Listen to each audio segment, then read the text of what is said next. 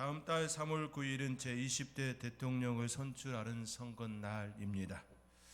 우리는 매우 중요한 시점에 놓여 있습니다. 코로나19로 인한 팬데믹 속에서 세계는 숨가쁘게 움직이고 있습니다.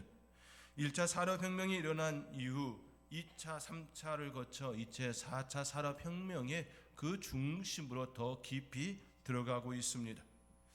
4차 산업혁명은 가상혁명, 사이버 세계라 불리고 있습니다. 3차 산업혁명은 IT혁명이었습니다. 기계와 전기 기술로 바탕으로 한 1차와 2차 산업혁명에서 전자세계로 들어선 혁명이었지요. 그 세계는 주로 인터넷과 관련하여 모니터에서 일어났습니다. 그것을 통하여 정보가 교류되어지고 수없이 많은 것들을 담는 귀한 시간이었습니다. 우리가 지금 사용하고 있는 스마트폰도 그 일종의 한 부분이지요. 이제는 그 이상의 세계로 우리가 현재 들어가고 있습니다. 그러한 세계 속에서 특별히 코로나19 팬데믹은 4차 산업혁명을 우리의 삶의 자리에 더 깊숙이 그리고 더 빠르게 들어오게 하는 하나의 촉매제 역할을 하였습니다. 이러한 급변한 시대 속에서 제20대 대통령 선거는 그 어느 때보다 매우 중요한 시점임을 우리는 인식할 필요가 있습니다. 2016년 늦가을부터 2017년 초봄까지 대한민국 전역이 촛불로 수놓은 바 된 시간이 있었습니다. 대한민국 18대 대통령이었던 박근혜 정부의 실정과 비리에 맞선 시민의 저항이 촛불 시위로 나타났었지요. 2017년 3월 10일 오전 11시 헌법재판소는 재판과 전원 만장일치로 박근혜 대통령을 파면하였습니다. 헌정사상 처음 있는 일이었습니다. 이어서 5월 9일에 조기 대통령 선거가 실시되었고 지금의 정부가 들어섰습니다. 우리나라 역사상 참으로 안타까운 일이고 참으로 힘든 그 시간이었음을 우리는 부정할 수가 없습니다. 19대 대통령에 당선된 지금의 대통령은 피난민의 아들이 대한민국의 대통령이 되었다라는 의미심장한 말을 남겼습니다.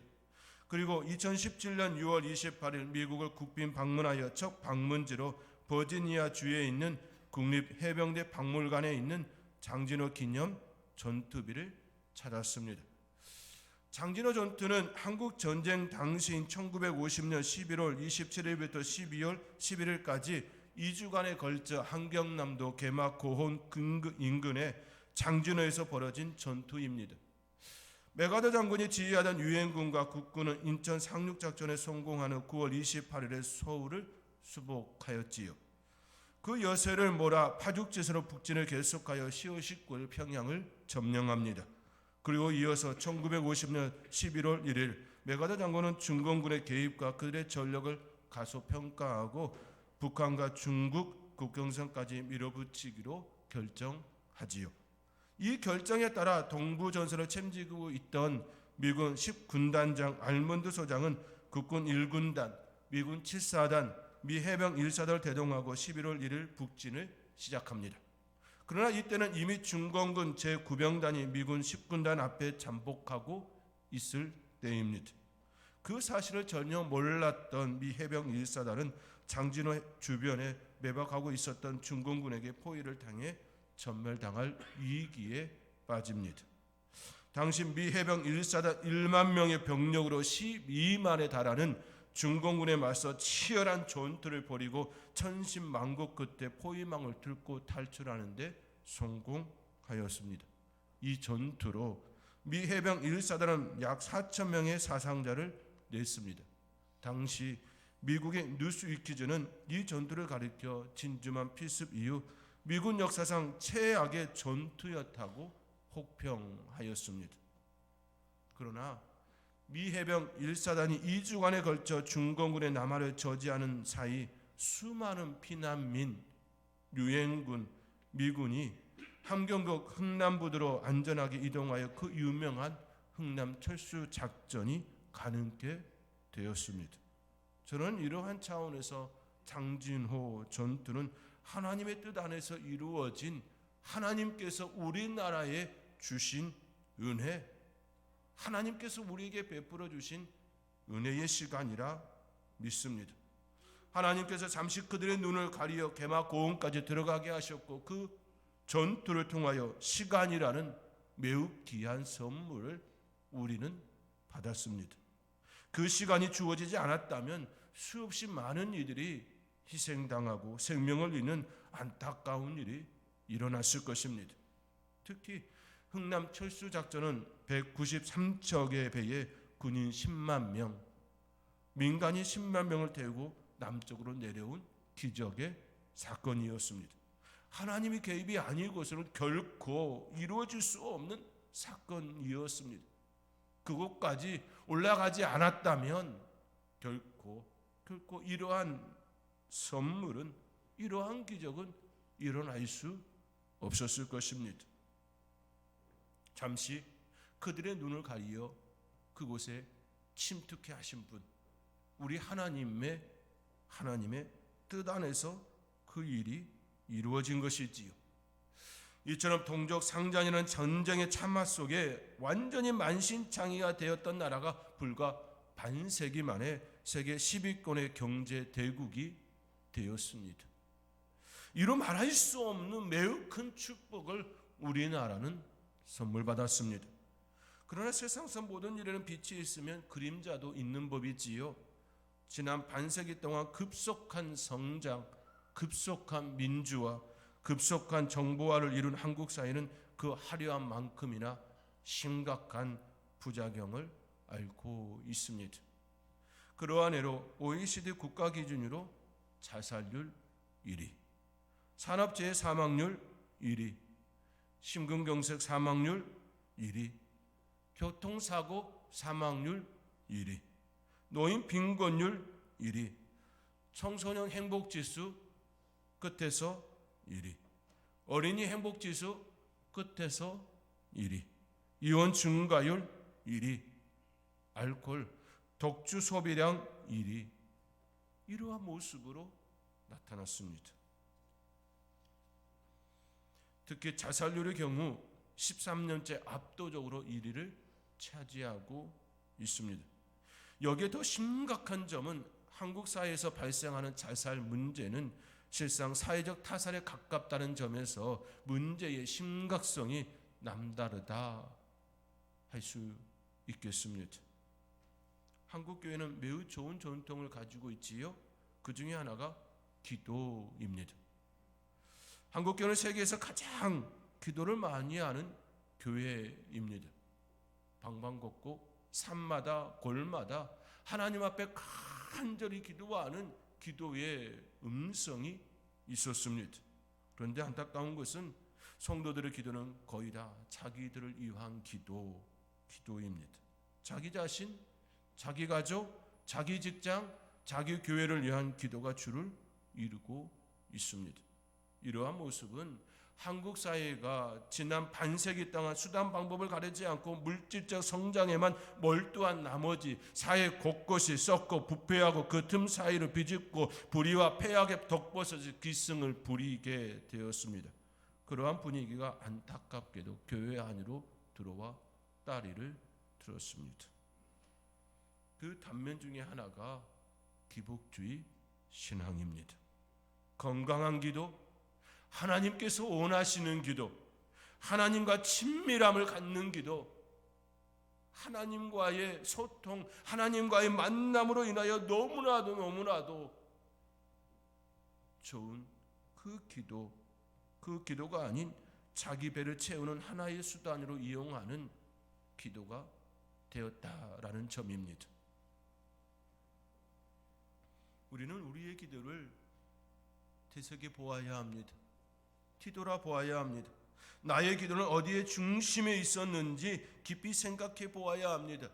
만약 우리의 기도가 한국 사회의 부패와 부정을 바라보며 안타까운 심정으로 한국 사회를 위하는 기도의 모습이 아니라 오히려 그 속에서 살아남기 위하여 자기를 위한 기도로 일관되었다면 우리 역시 그들과 별반 다를 바 없는 것이지요.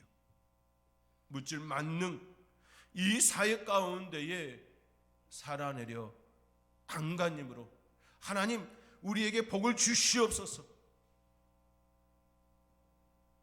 그 모습으로 일관되었다면 그들과 무엇이 다를까 생각해 보아야 하는 것이지요. 물질 만능주의에 부정과 부패와 썩은 내 나는 그 모습을 바라보면서 안타까워하며 이 나라 이 사회를 하나님 고쳐 주시옵소서라고 간절히 기도하는 모습이 아니라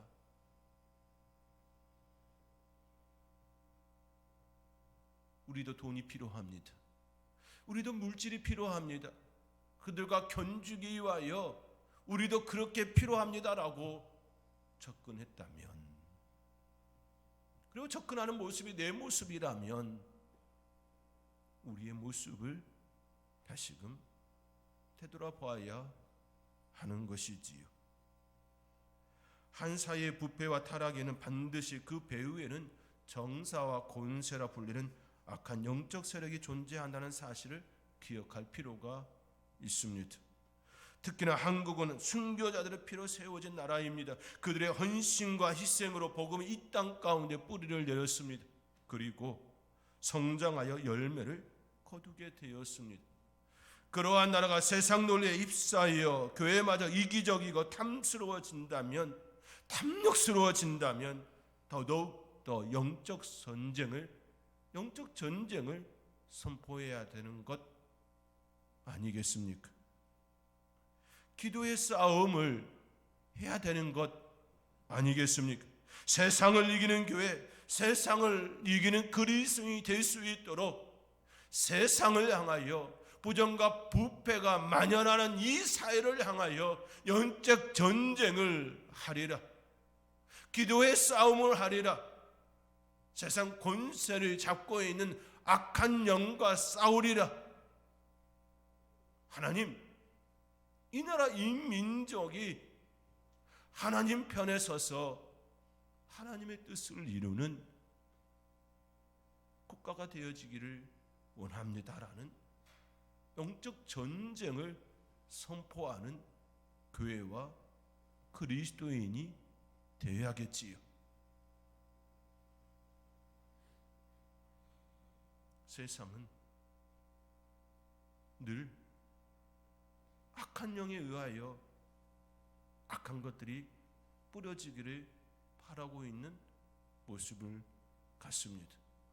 그런 세계를 향하여 믿는 그리스도인들이 영적 전쟁을 선포하지 않는다면, 기도의 싸움을 하지 않는다면 누가 그 일을 감당할 수 있겠습니까? 오래전 소련의 스탈린이 교회를 비웃으면서 교회에게 군대가 몇 사단이 있느냐 말한 바 있습니다. 그러나 스탈린이 잘 몰랐던 것이 있습니다. 다름 아닌 예수님께는 지금 당장에라도 하나님께 간구하여 동원할 수 있는 하늘의 군대가 12영도 된다는 사실을 몰랐습니다. 여기서 영은 로마의 일개 군단을 의미합니다. 예수님 당시에 로마 군단은 6,000명 내로 편성되었습니다. 따라서 12군단은 72,000명이 넘는 하늘의 군대, 하늘의 군사를 일컫습니다. 우리는 이처럼 막강한 영적 군대가 있습니다. 우리의 기도에 하나님께서는 반드시 지금도 반응하길 원하십니다. 그렇다고 한다면 우리는 더욱더 깨어 기도해야 되는 것 아니겠습니까?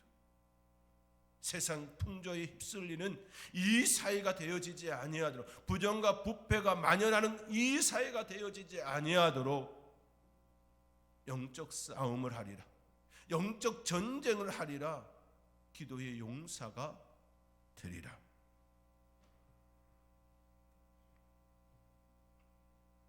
그러므로 우리는 깨어 기도해야 하는 사명이 있습니다. 독일이 동독과 서독으로 갈라져 있던 때 통일을 향한 비폭력 평화 기도회가 시작되었습니다. 1982년 어느 월요일부터 매주 월요일 오후 5시에 니콜라이 교회에 모여 기도하기 시작합니다. 처음에는 소수의 사람만이 모여 기도하였습니다. 그러나 점차 시간이 흐르면서 1989년 9월에는 2,000명 정도의 인원이 모여 기도합니다. 이 숫자가 10월이 되었을 때는 7만 명이 모여 촛불 기도회가 되었습니다. 그들이 하는 일은 기도하는 일뿐이었습니다. 청각할이 아닌 오직 평화를 위한 기도만이 그들에게 있었을 뿐이었습니다. 1989년 11월 9일 마침내 분단의 상징인 베를린 장벽이 한순간에 무너졌습니다. 그리고 베를린 장벽이 무너진 날 라이프치히 거리에는 이러한 현수막이 걸렸습니다. 우리는 교회에 감사하노라. 우리는 교회에 감사하노라. 교회가 한 일은 오직 기도하는 일 외에는 없었습니다. 그러나 그들은 알았습니다. 기도가 능력이었고 변화의 힘이었음을 그들은 깨달았습니다. 그리고 감사하였습니다. 기도한 교회를 향하여 하나님 앞에 도기를 의뢰한 교회를 향하여 감사하였습니다. 사랑하는 성도 여러분, 기도는 능력입니다. 기도는 하나님의 사람만이 할 수 있는 특권입니다. 교회가 깨어 기도하지 않는다면 누가 기도하겠습니까? 성도가 기도하지 않는다면 누가 기도하겠습니까? 국가를 위하여 교회가 기도하지 않는다면, 성도가 기도하지 않는다면 그 누가 이 나라 이 민족을 위하여, 국가를 위하여 기도하겠습니까? 기도할 때 국가는 더욱 아름답게 세워지고 발전하게 되는 것입니다. 우리는 이 사실을 우리의 마음에 품어야 합니다. 우리가 이 땅에서 영적 전쟁의 승리자 되리라 라는 마음을 품고 간절히 기도할 때에 하나님께서 이 나라 이 민족을 더욱 굳건하게 세워 주실 것입니다. 그러므로 우리의 기도는 대한민국의 선한 정부가 들어서도록 기도해야 합니다. 국민을 귀하게 여기고 국민의 인권과 복지를 국정의 최우선적 가치로 삼고 법과 원칙에 따라 행정을 집행하는 대통령과 정부가 들어서도록 기도해야 합니다. 하나님, 이 나라 이 민족을 붙들어 주시고 진정 하나님의 은혜가 있는 그 땅 되어 주셔서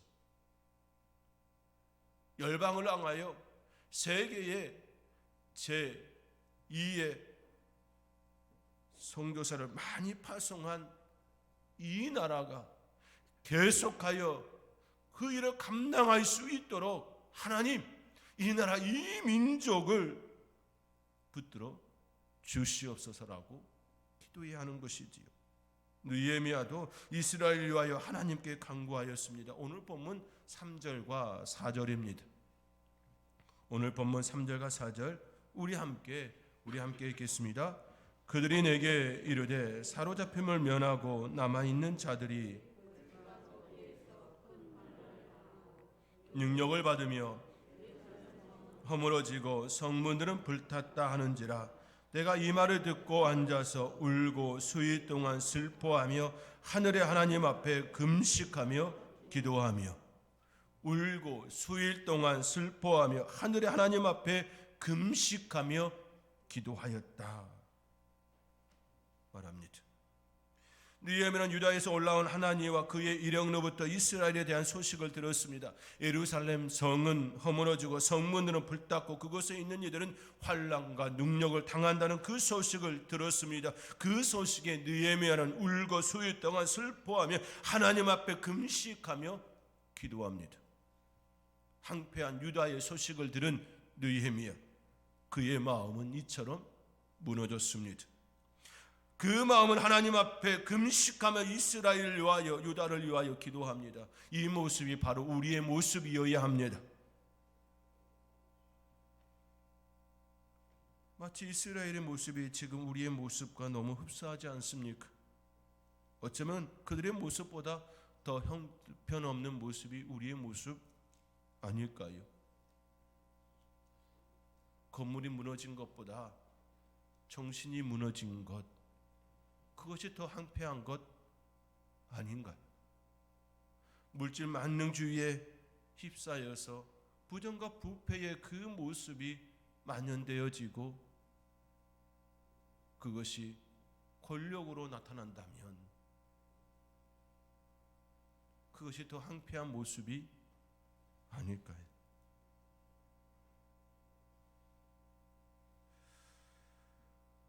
앞서 말씀드린 것처럼 OECD 회원국 중 자살률 1위입니다.